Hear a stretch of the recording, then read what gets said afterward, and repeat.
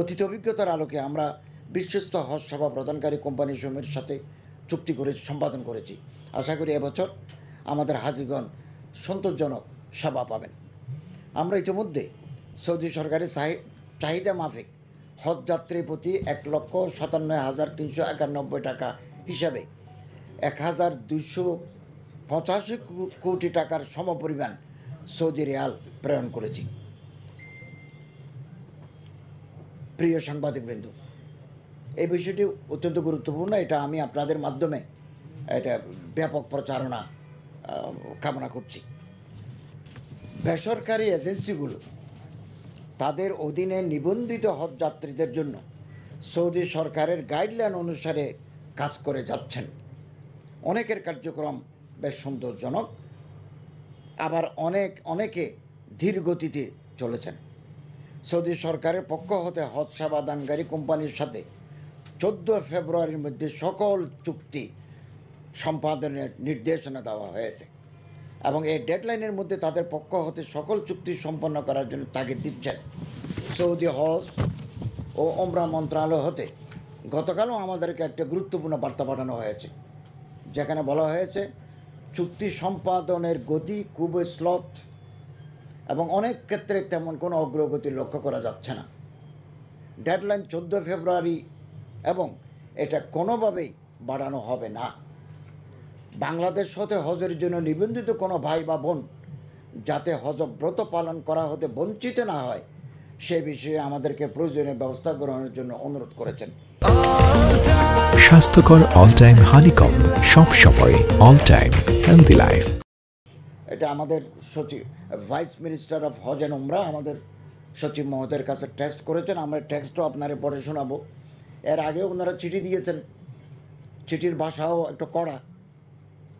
তো এই পর্যন্ত আমাদের প্রায় অর্ধেকের বেশি করেছেন, আর অর্ধেক এখনও বাকি আছে। সময় আছে মাত্র 4 দিন। এরপরে যদি কেউ আমাদেরকে বলে যে টাইম বাড়ান, এটা আমাদের সুযোগ নাই, এটা আমাদের হাতে নাই, এটা সৌদি গভর্নমেন্টের ব্যাপার। এবং বারবার আমার সাথে গতকালও মাননীয় সৌদি অ্যাম্বাসেডারের সাথে দেখা হয়েছে। উনি আমাকে জিজ্ঞাসা করেছেন টাকা সব গেছে কিনা। আমি বলছি গেছে। তিনি বলেন যে 14 ফেব্রুয়ারি মনে রাখবেন। এখন ওনারা যদি আমাদের দাবি করে যে আপনারা আবার বাড়ান, এটা আমাদের আর সুযোগ নেই। হজ সার্ভিস কোম্পানির সাথে 14 ফেব্রুয়ারির মধ্যে চুক্তি সম্পাদনের বিষয়টি গত বছরের 23 অক্টোবর সৌদি হজ ওমরা মন্ত্রণালয় হতে জানানো হয়। গত বছরের 23 অক্টোবর ওনারা জানিয়ে দিয়েছেন 14 ফেব্রুয়ারি ডেডলাইন। পরবর্তীতে আরও কয়েকবার পত্র মারফত আমাদেরকে এই বিষয়টি অবহিত করা হয়েছে এবং সে মোতাবেক আমাদের মন্ত্রণালয় হতে সংশ্লিষ্ট এজেন্সিগুলোকে জানানো হয়েছে। এবং কিছুক্ষণ আগে আমাদের সচিব মহোদয় এজেন্সিগুলোর মালিকদের সাথে কথা বলেছেন।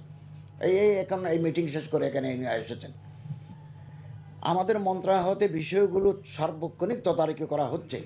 আমরা গতকালও এজেন্সিদেরকে তাগিদপত্র দিয়েছি। আজ সকালেও সংশ্লিষ্ট এজেন্সি মালিক পরিচালকদের সাথে সভা করেছি এবং তাদেরকে 14 ফেব্রুয়ারির মধ্যে সকল চুক্তি সম্পাদনের জন্য বলা হয়েছে।